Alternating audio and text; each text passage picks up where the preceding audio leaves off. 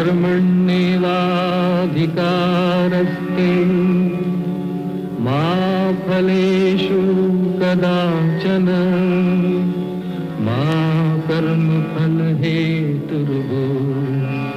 मा ते संगोऽस्तविकर्मणि।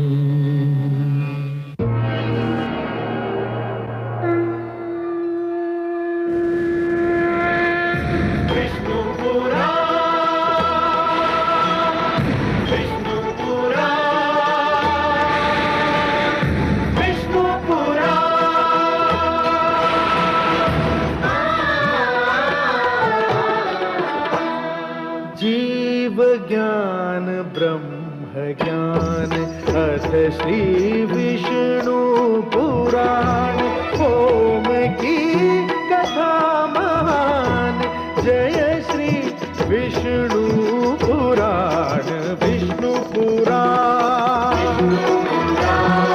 विष्णु पुराण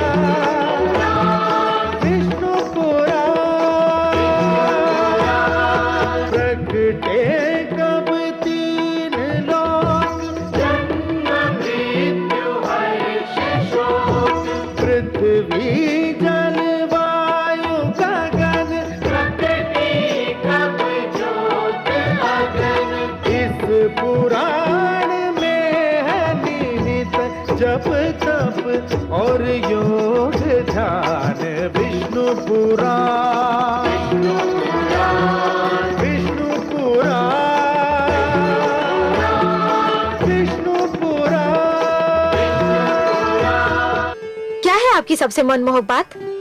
देवी, अपनी बात जो मुझे सबसे मनमोहक, सबसे प्रिय और सबसे सुंदर लगती है वो है बस ये 4 शब्द। ओम नमो भगवते वासुदेवाय।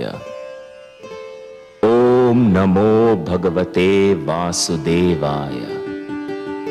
ओम नमो भगवते वासुदेवाय। ओम नमो भगवते वासुदेवाय। ओम नमो भगवते वासुदेवाय। ओम नमो भगवते वासुदेवाय। ओम नमो भगवते वासुदेवाय। आपकी लीला बड़ी अनोखी है कमल नयन। क्यों महादेवी? जो हिरण्यकश्यपु सृष्टि से आपका नाम मिटा देने का दृढ़ संकल्प लिए है, उसी का पुत्र संसार में आने से पहले ही अपनी माता के गर्भ में आपके नाम की माला जप रहा है। पुत्र क्या कर रहा है और पिता क्या कर रहा है?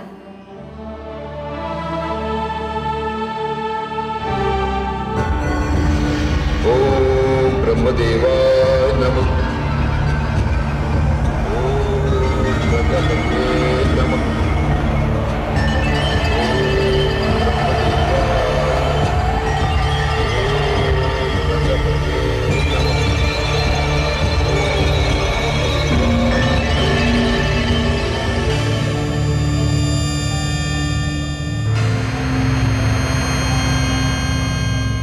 अभिवादन है सूर्यदेव।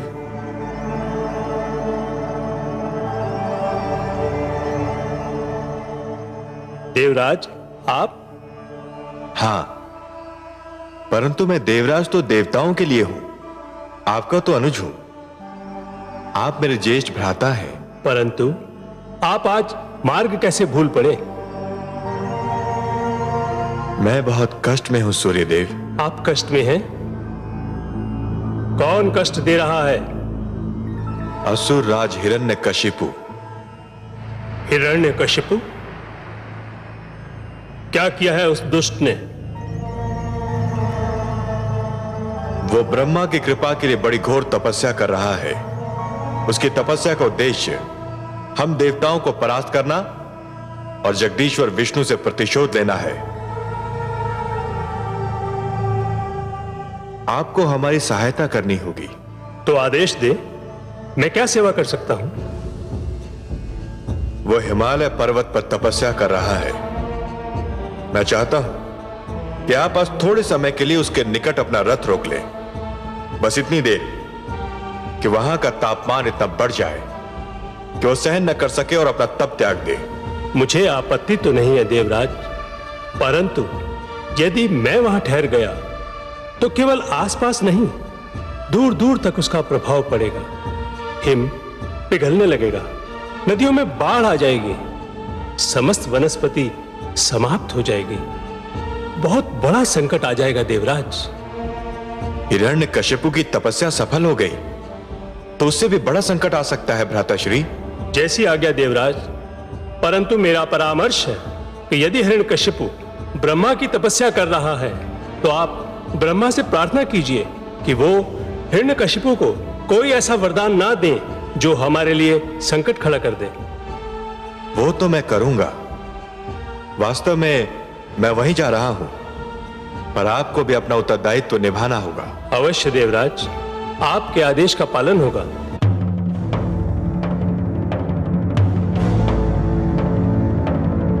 ओम ब्रह्मदेवाय नमः। ओम प्रजापत्याय नमः। ओम ब्रह्मदेवाय नमः। ओम प्रजापत्याय नमः। ओम ब्रह्मदेवाय नमः।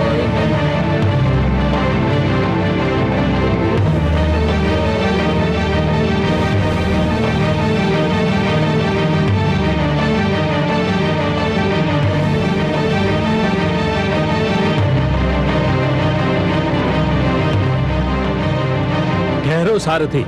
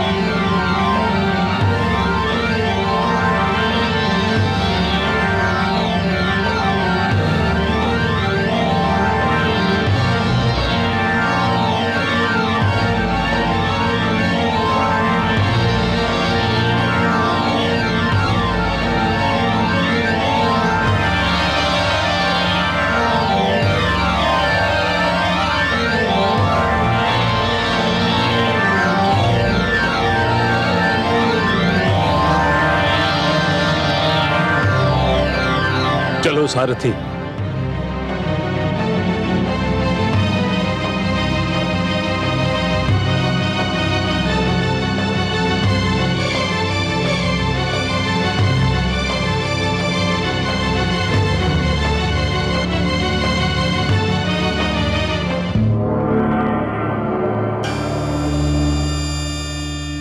प्रणाम हे प्रजापति। स्वागतम देवराज।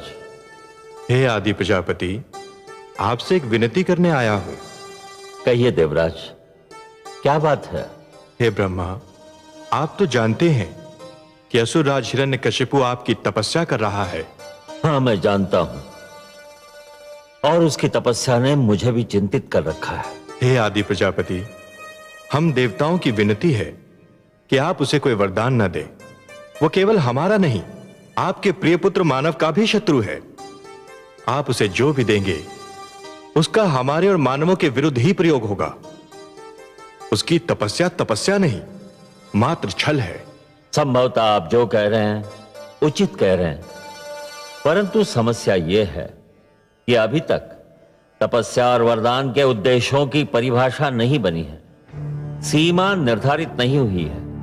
मैं स्वयं सोचता हूं कि केवल यह ज्ञान पर्याप्त है कि कोई तपस्या कर रहा है। यह ज्ञान आवश्यक नहीं कि वह तपस्या क्यों कर रहा है।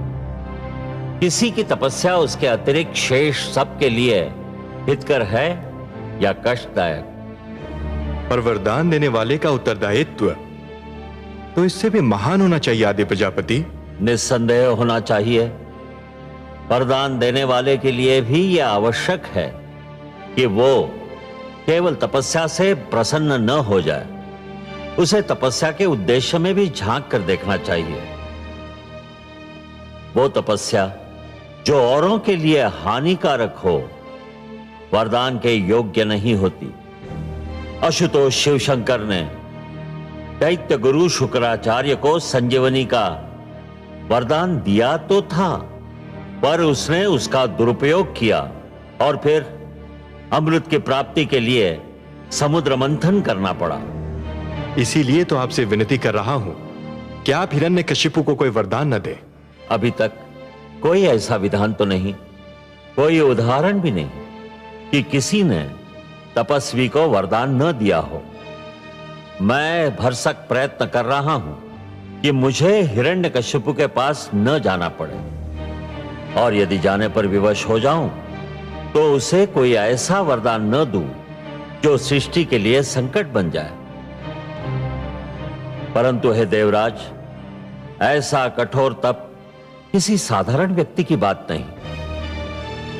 मैं यथायोग्य प्रयास करूंगा, किसी के लिए कोई संकट न खड़ा हो। धन्यवाद है आदि प्रजापति, आपका कोटि कोटि धन्यवाद।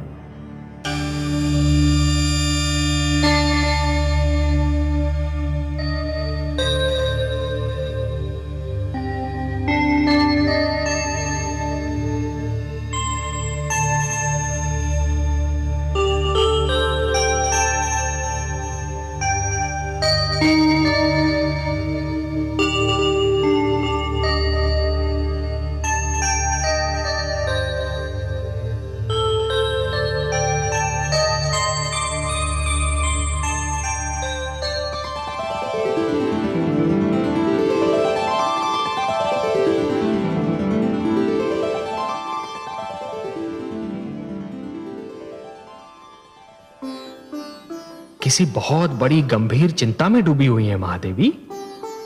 बहुत बड़ी उलझन में मन फंसा हुआ लगता है आपका। हम आपकी चिंता में भागीदार नहीं हो सकते। आपसे अपनी चिंता कौन छिपा सकता है कमल नयन? आपके सिवा किसी की उलझन कौन सुलझा सकता है? आप तो सबके हृदय की बात जान ही लेते हैं। हाँ अंतर्यामी, आपने सत्य कहा। एक अद्भुत उलझन, एक विचित्र चिंता ने मेरे मन को घेर रखा है। वही तो मैं जानना चाहता हूं और आप ही के मुख से सुनना भी चाहता हूं देवी। मैं वही सोच रही थी कमल नयन कि आपने ये कैसा रहस्य रच दिया है कि पिता और पुत्र के चरित्र में वही अंतर है जो जल और अग्नि में है, सूर्य और चंद्रमा में है, आकाश और धरती में है। पिता हिरण्यकशिपु के मुख से जो श्वास निकलती है उसमें आपके लिए अपशब्द होता है, और उसी का पुत्र अपनी माता के गर्भ में भी आपको पुकार रहा है। कितने मधुर शब्दों में आपका स्मरण कर रहा है। ये कैसा भेद है? ये कैसा रहस्य है? कोई रहस्य नहीं महादेवी, कोई भेद नहीं। हाँ, एक उद्देश्य अवश्य है। क्या उद्देश्य है आपका कमल नयन? महादेवी, मैं समस्त संसार को यह बताना चाहता हूं कि कोई भी व्यक्ति जन्म से सुर या असुर नहीं होता। उसे सुर या असुर बनाते हैं उसके कर्म। उसका चरित्र और उसकी प्रवृत्ति। हे महादेवी, जिस प्रकार वृक्ष पर उगने वाले पुष्प और फल आवश्यक नहीं कि उसी रंग के हों जिस रंग का वृक्ष है, उसी प्रकार आवश्यक नहीं कि हर पुत्र कर्मों में, चरित्र में और प्रवृत्ति में अपने पिता के समान हो। यदि कोई सुर का पुत्र दुष्कर्म करेगा तो असुर कहलाएगा, और यदि कोई असुर पुत्र चरित्रवान होगा तो सुर कहलाएगा। परंतु हे सर्वेश्वर, क्या अच्छा ना होता कि हिरण्यकशिपु का पुत्र किसी देव पुरुष के घर में जन्म लेता? हाँ? तब तो ये एक साधारण घटना बन जाती ना महादेवी। ये कहानी इतनी रुचिकर न बन पाती। एक अच्छा कथाकार अपनी कहानी में ऐसे तत्व लाता है, ऐसे मोड़ लाता है जो असाधारण हो, जो असंभव लगते हो, जिनके विषय में पहले कभी किसी ने सोचा ही ना हो।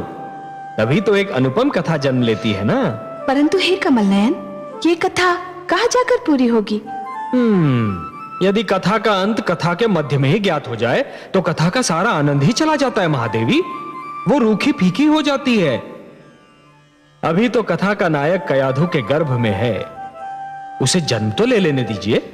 यदि हिरण्यकशिपु की तपस्या सफल हो गई तो इस शिशु का जीवन दूभर हो जाएगा।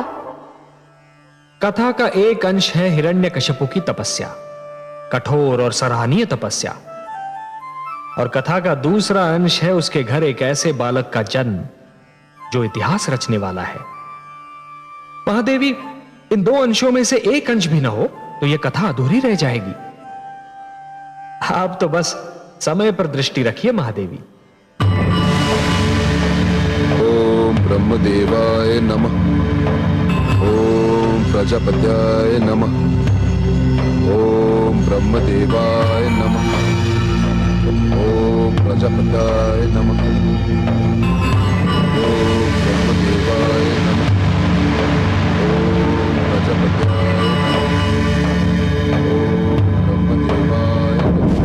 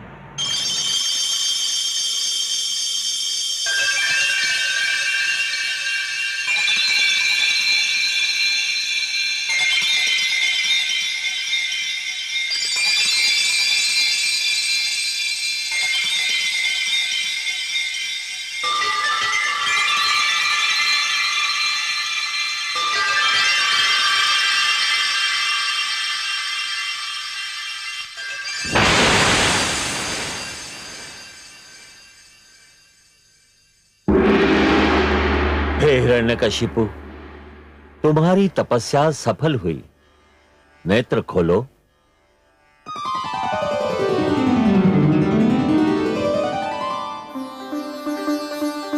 जय ब्रह्म देवता, जय आदि प्रजापति, जय हो।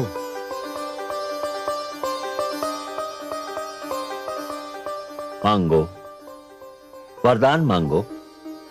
तुम्हारी तपस्या ने मुझे प्रसन्न कर दिया है। क्या चाहिए तुम्हें? हे विधाता, यदि आप मेरे कठोर तप से प्रसन्न हैं, तो मुझे यह वरदान दीजिए कि मैं मृत्यु पर विजय प्राप्त कर लूं। असंभव। हे हिरण्यकशिपु, तुम वो वरदान मांग रहे हो जिसे देना मेरे वश में नहीं। जीवन और मृत्यु सृष्टि के ऐसे नियम हैं जिन्हें कोई नहीं तोड़ सकता। यदि यह नियम टूट जाएगा तो सृष्टि का संतुलन बिगड़ जाएगा। यूं भी मृत्यु भोले शंकर महादेव का क्षेत्र है और मैं उस क्षेत्र में हस्तक्षेप भी नहीं कर सकता। मैं तुम्हें मृत्यु पर विजय पाने का वरदान देने में असमर्थ हूं। कुछ और मांगो। तो मृत्यु पर विजय प्राप्त करने के अतिरिक्त मैं जो भी मांगूंगा आप मुझे देंगे ब्रह्मदेव? मैं वचनबद्ध हूं। प्रजापति, फिर मैं ये वरदान मांगता हूं कि ना मैं घर के भीतर मरूं और ना घर के बाहर। तथास्तु।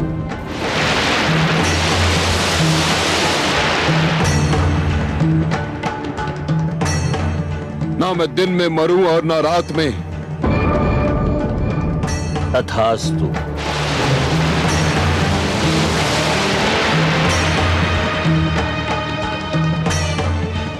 ना मुझे मनुष्य मार सके ना पशु। तथास्तु।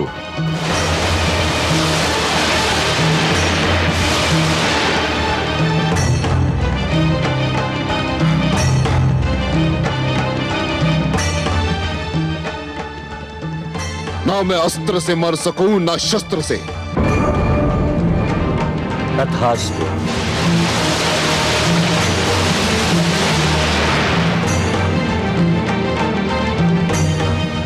ना मैं धरती पर मारा जाऊं ना आकाश में।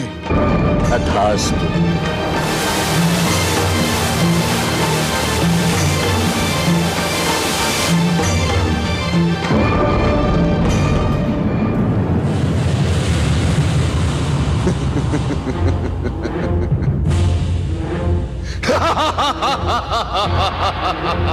हे विष्णु, अब तेरे दिन समाप्त हुए।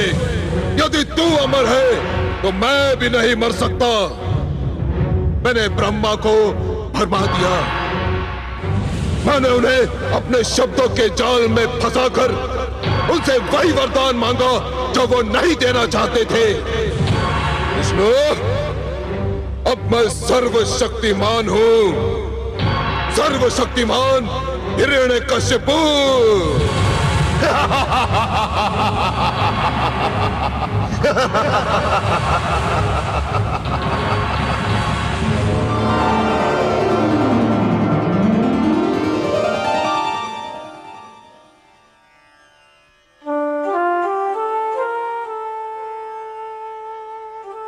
हे पद्मनाभ, आपने तो कहा था कि हिरण्यकशिपु ने आपसे शत्रुता पर कमर कसकर अपनी मृत्यु का बहाना ढूंढ लिया है। हाँ महादेवी, मैंने ऐसा ही कहा था, स्मरण है मुझे। पर उसे तो आदि प्रजापति ने ऐसा वरदान दे दिया है कि अब उसकी मृत्यु असंभव लग रही है। असंभव लग रही है देवी, असंभव है नहीं। हे महादेवी, जिस प्रकार सूर्य का उदय होता है अस्त होने के लिए, दीपक जलता है बुझने के लिए तथा पुष्प खिलता है मुरझाने के लिए, उसी प्रकार जीवन का जन्म होता है मृत्यु को पाने के लिए। केवल दो को छोड़कर सभी को मृत्यु का स्वाद तो चखना ही है। दो? वो दो कौन है जिनको मृत्यु नहीं आ सकती? एक तो स्वयं मैं, अनादि और अनंत, और दूसरी स्वयं मृत्यु। हे महादेवी, न मुझे मृत्यु आ सकती है और ना ही मृत्यु की मृत्यु संभव है, और इनके अतिरिक्त ऐसा कोई भी नहीं है जिसे एक न एक दिन मृत्यु ना आए। इसलिए आप तो निश्चिंत रहिए महादेवी, हिरण्यकशिपु को भी एक दिन मरना ही होगा। पर हे कमल नयन, उसको ब्रह्मा जी ने जो वरदान दिया वो सुना आपने? सुना महादेवी, भली भांति सुना। पर इसमें अचरज की क्या बात है? जो आवश्यकता से अधिक चतुर बनने का प्रयास करता है, अंत में सिद्ध होता है कि उससे बड़ा मूर्ख कोई न था। हिरण्यकशिपु ये भूल रहा है कि यदि उसने माता के गर्भ से जन्म लिया है तो उसे एक दिन चिता की गोद में भी सोना होगा। यह नियम न कभी टूटा है और न कभी टूटेगा। पर महादेवी, यह सब होता है अपने समय पर, और तब तक आपको भी प्रतीक्षा करनी होगी।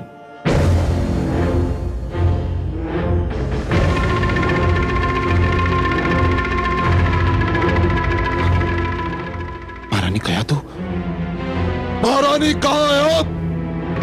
महारानी कयाधु कहां है आप? महारानी,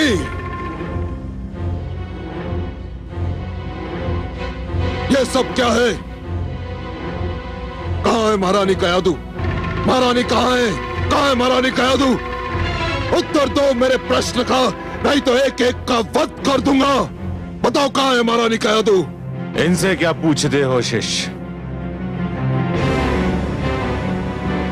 मैंने इनके मुख से वाणी छीन ली है। मैं तुम्हें बताता हूं कि महारानी के साथ क्या अत्याचार हुआ है। अत्याचार? मेरी महारानी पर अत्याचार? मेरी प्रिय कयाधु पर अत्याचार? किस दुष्ट ने महारानी पर अत्याचार करके अपनी मृत्यु को ललकारा है गुरुदेव? किस दुष्ट ने? देवराज इंद्र ने। देवराज इंद्र ने? क्या किया उस दुष्ट ने गुरुदेव? देवराज इंद्र ने अग्निदेव को भेजकर तुम्हारे शिशु को माता के गर्भ में ही समाप्त करना चाहा। जब वो असफल हो गया तो देवराज स्वयं आया और महारानी कयाधु का अपहरण कर ले गया। ले गया? अपहरण कर ले गया? और विडाल, मेरा सेनापति, उसके होते हुए दुष्ट इंद्र ने महारानी से दुर्व्यवहार का साहस कैसे किया गुरुदेव? विडाल बड़ी वीरता से लड़ा शिष्य, बड़ी वीरता से। जब तक उसके शरीर में प्राण रहे उसने देवराज इंद्र को महारानी कयाधु के कक्ष में प्रवेश नहीं करने दिया। परंतु में वो देवराज के हाथों वीर गति को प्राप्त हो गया।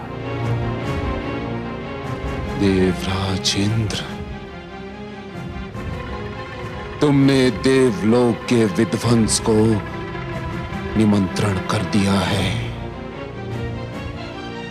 मैं आ रहा हूं। देवलोक पर प्रलय बनकर टूटने, देवलोक का सर्वनाश करने, तुम्हारा सिंहासन छीनने तुमने सर्वशक्तिमान को चुनौती दी है। सर्वशक्तिमान हिरण्यकशिपु को। अब तुम्हें कोई बचा नहीं सकता, तुम्हारा विष्णु भी नहीं। मैं आ रहा हूं इंद्र, मैं आ रहा हूं। मैं मां हूं, धरती मां। क्रिया अनुचित हो तो ये आशा रखना कि उसकी प्रतिक्रिया अनुचित नहीं होगी। ऐसा ही होगा जैसे कोई भड़कती हुई ज्वाला को छुए और ये आशा करे कि उसका हाथ नहीं जलेगा। अन्याय करने वाला भी कभी कभी ये भूल जाता है कि वो भी किसी दिन अन्याय का लक्ष्य बन सकता है। देवराज इंद्र ने जब हिरण्यकशिपु की पत्नी कयाधु का अपहरण करना चाहा तो मैं जान गई कि इसकी प्रतिक्रिया भी उतनी ही भयंकर होगी। यही हुआ भी कि हिरण्यकशिपु जब अपना तप पूरा करके लौटा और उसको सारा वृत्तांत मालूम हुआ तो वो क्रोध से पागल हो गया। उसने पूरी शक्ति से देवलोक पर आक्रमण कर दिया। उसका आक्रमण इतना अचानक और शक्तिशाली था कि देवसेना उसके आगे ठहर ना सकी। हिरण्यकशिपु देवसेना को काटता पीटता देवलोक पर वज्र की भांति टूट पड़ा। देवसेना परास्त होकर रणभूमि से भाग गई। इस बार तो मुझे भी लगा कि हिरण्यकशिपु का क्रोध पूर्णतः अनुचित नहीं था। देवराज को उनके किए का दंड मिलना ही चाहिए था।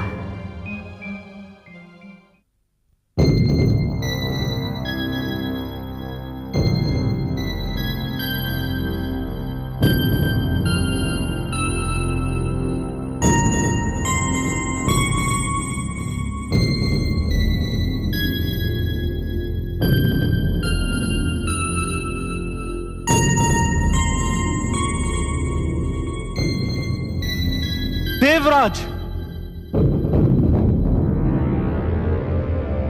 बोलो चित्ररथ, युद्ध भूमि से क्या समाचार लाए हो? देवराज, हम हार गए, हमारी सेना परास्त हो गई। क्या क्या कह रहे हो तुम? हाँ देवराज, हिरण्यकशिपु श्री ब्रह्मा से वरदान पाकर इतना शक्तिशाली हो गया है कि हमारी समस्त सेना उसके सामने ठहर न सकी। और वो आपकी सभा में किसी भी क्षण आ सकता है। देवराज, विलंब मत कीजिए, शीघ्र, अति शीघ्र यहाँ से चलिए। आओ। आइए। देवराज इंद्र,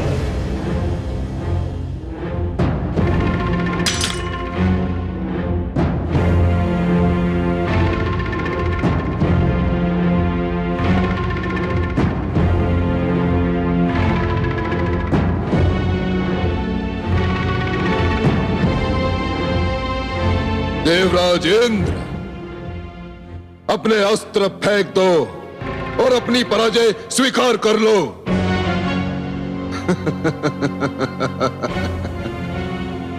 तुम्हारी देव सेना परास्त होकर भेड़ बकरियों की भांति रणभूमि से भाग चुकी है।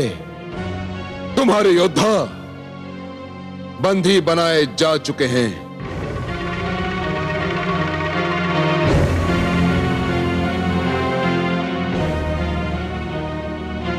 तुम अब देवराज नहीं, एक दुर्बल और शक्तिहीन व्यक्ति रह गए हो। फेंक दो अपने शस्त्र।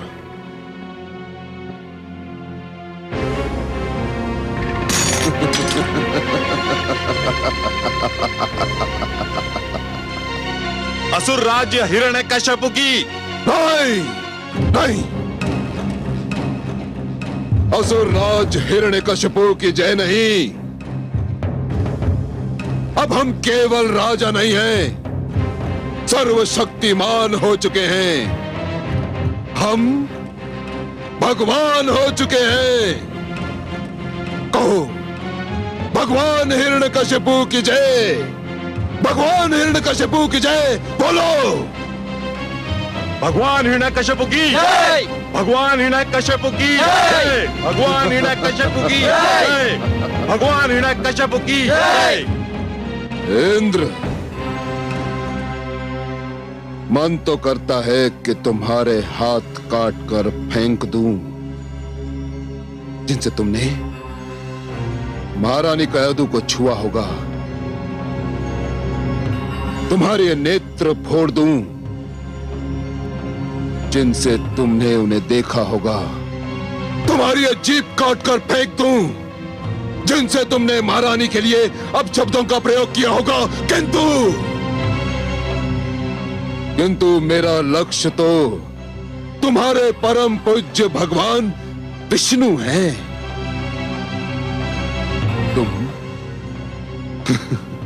तुम तो उसके साधारण चाकर हो।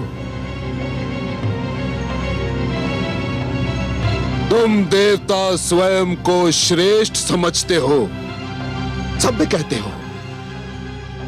मानव तुम्हें अपना आदर्श मानता है। तुम्हें भी घमंड है अपने आचरण पर। किंतु क्या यही है तुम्हारी श्रेष्ठता? यही है तुम्हारी सभ्यता? यही है तुम्हारा आचरण कि तुमने एक ऐसी नारी का अपहरण किया जो माता बनने वाली है? धिक्कार है तुम पर, धिक्कार। तुम्हें स्वयं पर लज्जा आनी चाहिए इंद्र, लज्जा। अब बताओ कि महारानी कयाधु कहां है? अन्यथा मैं इस देवलोक में आग लगा दूंगा, आग लगा दूंगा इंद्र। नारायण नारायण।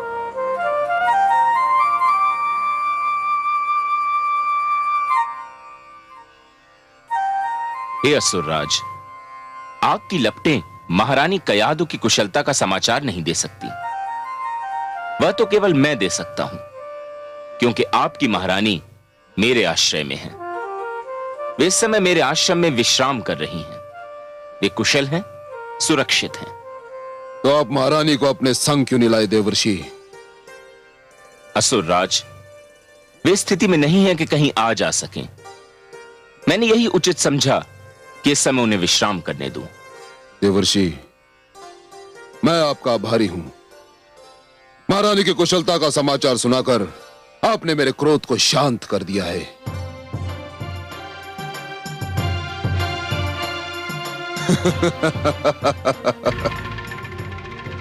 इसी सिंहासन पर बैठकर तुम स्वयं को महान समझते थे ना? इसी सिंहासन ने तुम्हें महानता प्रदान की थी ना? किंतु अब ये जान लो इंद्र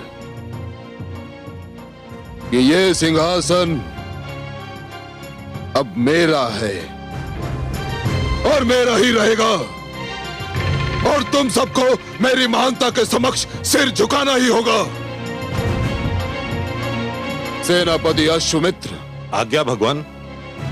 देवराज इंद्र को समस्त देवताओं सहित देवलोक की सीमाओं से बाहर निकाल दो, और इनमें से यदि कोई भी उत्पात करने की चेष्टा करे तो उसके पैरों में बेड़ियां डालकर कारागार के अंधेरों में फेंक दो। जाओ। जो आज्ञा भगवान। चलिए।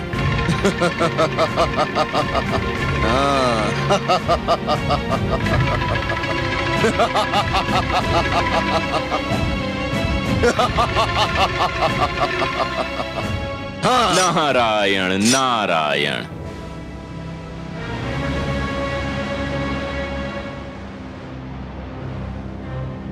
देवर्षि नारद, मुझे विष्णु के नाम से घृणा है, किंतु आपने महारानी की रक्षा करके मुझ पर ऋण का ऐसा बोझ रख दिया है कि मैं जीवन भर अपना सिर नहीं उठा सकता।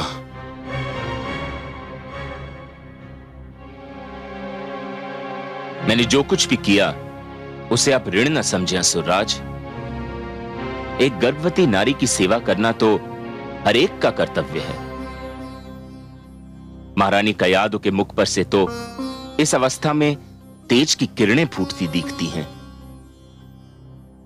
मुझे विश्वास है कि वे एक बहुत प्रतापी शिशु को जन्म देने वाली हैं। देवर्षि, ये कहकर तो आपने मेरी व्याकुलता और भी बढ़ा दी है। मैं महारानी को अभी और इसी समय देखना चाहता हूं। आइए। चलिए।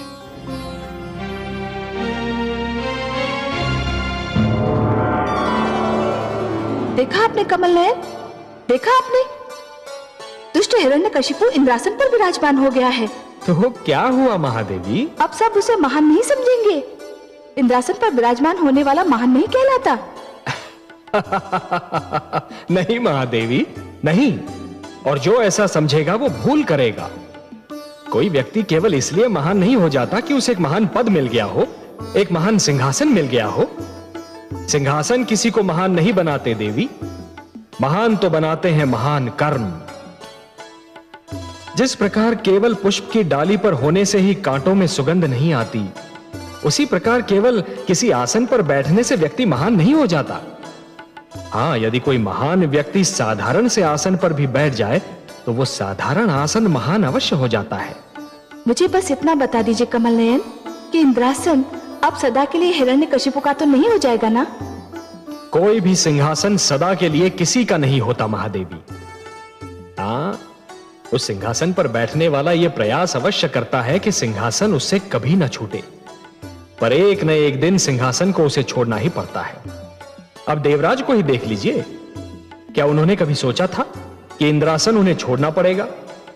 परंतु आज उन्हें विवश होकर, अपमानित होकर इंद्रासन को छोड़ना ही पड़ा। हिरण्यकशिपु भी सदा के लिए इस सिंहासन पर कदापि नहीं रह पाएगा। पर हे कमल नयन, आज तो वो विजयी है। उसने देवताओं को भी परास्त कर दिया है। विजय और पराजय का यह क्रम तो चलता रहता है देवी, और चलता भी रहेगा। परंतु देवराज को पराजय का मुख इसलिए देखना पड़ रहा है कि उन्होंने एक नारी का अपहरण किया था, उसके गर्भ में पल रहे शिशु को मारने का प्रयत्न किया था। और ये सारे अपराध ऐसे अक्षम्य अपराध हैं महादेवी कि जिनके लिए सिंहासन छूटना और पराजय का मुख देखना तो साधारण सा दंड है। आपसे मैं सहमत हूं कमल नयन। आपके सुंदर मुख से निकलने वाले एक एक शब्द से मैं अक्षरशः सहमत हूं। देवराज को दंड मिलना ही चाहिए था। हां महादेवी, यही नियम है। जो जितना बड़ा अपराध करता है उतना ही बड़ा दंड पाता है। इसलिए बुद्धिमान व्यक्ति तो केवल वही है जो कोई भी कार्य करने से पहले एक बार नहीं 100 बार विचार कर ले कि उस कार्य का परिणाम क्या होगा। हे कमल नयन, मैं तो बस इतना ही जानती हूं कि आप जो कहते हैं वही सत्य है और आप जो करते हैं वही उचित होता है। सिंहासन पाकर हुआ मूर्ख को अभिमान, कुछ दिन का ये खेल है क्या समझे नादान। आज तुम्हारे पास तो कल है उसके पास। हर युग में देखा यही सत्ता का इतिहास, सत्ता का इतिहास। जो सुनेगा ये पुराण पाएगा सुख और ज्ञान, पाएगा सुख और ज्ञान। कर्म को ही धर्म जान, प्रेम की तू छेड़तान, प्रेम की तू छेड़तान। बीते युग बता रहे हैं, बीते युग बता रहे हैं, सत्य पथ पे चल सुजान।